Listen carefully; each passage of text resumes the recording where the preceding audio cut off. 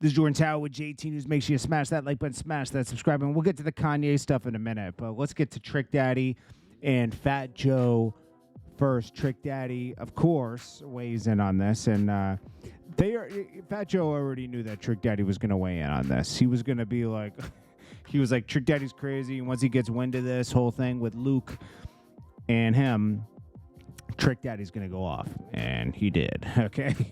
Trick Daddy called Fat Joe a liar because Fat Joe was claiming that he kind of found Trick Daddy, but then he retracted that after Uncle Luke called him up and said, I found Trick Daddy, but I don't know what you guys had going on, but I found him. And he did. But Fat Joe also said he helped Pitbull. And he said, I think we're both right in this situation. So, like, you know, Uncle Luke checked Fat Joe. And, you know, they were friends no matter what. It wasn't anything crazy. But here, let's hear what Trick Daddy has to say, and we'll react to that, all right? And, you know, because Fat Joe also said he dropped off the demo to Atlantic Records, and that's what got slipped inside their deal, which I highly doubt.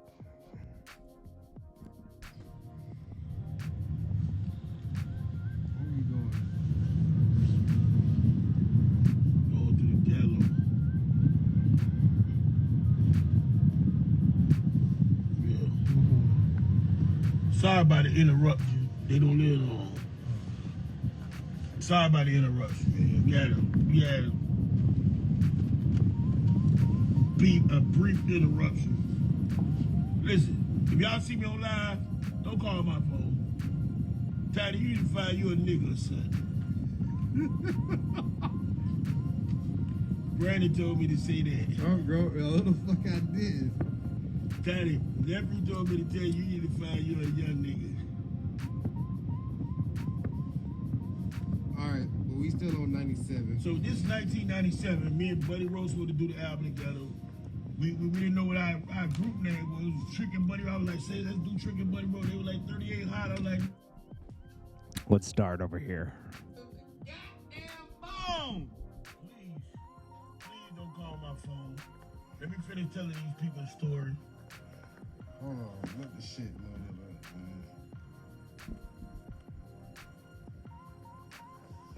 man. Please let the people hear the story, y'all. Please stop calling the phone, you fuck. Okay, so we're going to just start it from the other part because, I'm sorry, it's long, so hopefully, but it is the history of Trick Daddy. Nah, man, Trick and Buddy Rowe, man, Buddy Rowe get jailed. So, we about 3-4 records into the album, Buddy Rowe get jailed, knocked out. I'm like, man, we need to bond Buddy Rowe out and finish this record. And, you know, Touche was like, he ain't got no bond. So at this time, Warlock that gave us the deal already. Warlock already that gave us the deal. You heard me? Okay. The deal, my record deal, my first record deal. Warlock, Ted took my shit to Warlock, and they gave me a deal. Like, you got a distribution deal, Slippery Slide. Man, Tidy just Warlock. Called both of them pussy.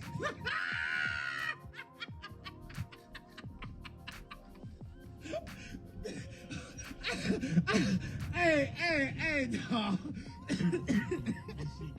This shit going too far.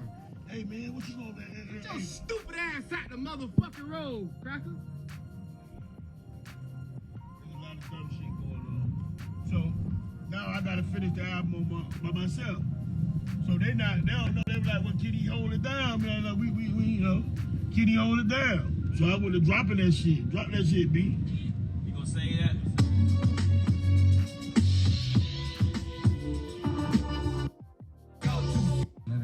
You need a parallel.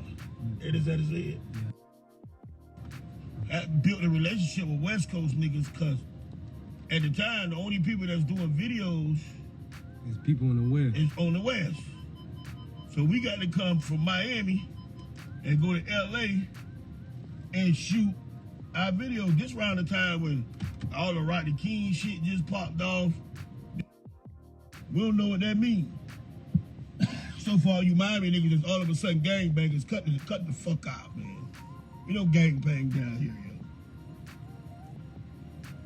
We do not gang.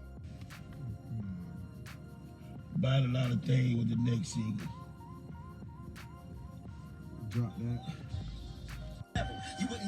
When it did, cause this nigga here is an old bitter nigga. He think a nigga owe him money and all that. I ain't gonna say damn, he gonna play the record. Mm-hmm.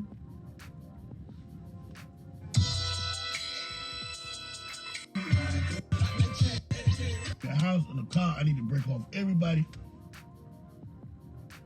Now, how much you think it's gonna take? About $250. I was like, nah. About $5, I was like, I need $1 million. He said, cross your fingers, we going to this meeting. Came out of that meeting. Craig Calvin said, you can smoke in that room and here's your $1 million. I was like, oh shit. Hold on, what was you smoking though? I was smoking boot. And where? Inside in the record company. And what record company? Atlantic Records, the big conference room where nobody never Who spoke. Craig Calvin He was the president of Atlantic at the time. is? Okay. He was the money man, the real deal. He was willing, and I told him, only thing I don't want to do, I'm not spending $1 million on no video. This video, I would rather do 5 videos for $200,000. Then you drop what? Right, we get him the album. Ted ain't played my favorite song on the album yet. We listening there. I be back at New York. He ain't played my favorite song yet. He was like, it's missing something. Yeah, we ended up talking. We had to, we listened over the album, the whole label, everybody, James Lopez, God bless the dead, what's my, Ronnie Johnson. I mean, how can I forget your name, bro? Damn, these niggas really was there for me, supported me, helped me, everything, showed me the way is, we want you to do this, and all we need you to do is talk to the buyers and be able to do a radio interview. I say less. That's all Miami niggas do is talk shit. This is still in 97. But what year the Super Bowl was? I think the Super Bowl was 99. Okay. So they was talking. I went over there to the radio and I put it on that shit. And we was in a listening party. I'm talking about, we had white people, Italians, Jews, Cubans, niggas, execs. A big room full of them. It's a listening party. They want to see how far we came with the album. And I dropped this shit right here. Hell no, I wanna holler at no motherfucking trick. Y'all over there smell. Steakhouse in New York. Now, I love Fat Joe. I love him like a brother, love him to death. And I know he loved me. But by the time I had met Fat Joe, this was the Joint Chiefs. This was Thug Matrimony album. Thug Matrimony album.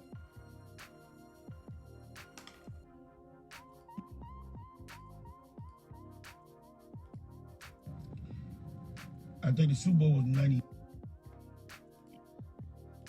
Looking up the volume. And I'm tired of sitting in the car. I'm tired of sitting my fat ass in this car. If you can, don't call my... Okay, so by that time, like I said, I love Fat Joe, love him like a brother. I believe that he loved me like a brother. As far as him hearing about me or hearing my music and taking it to somebody to hear it, probably did. But I've always had a deal.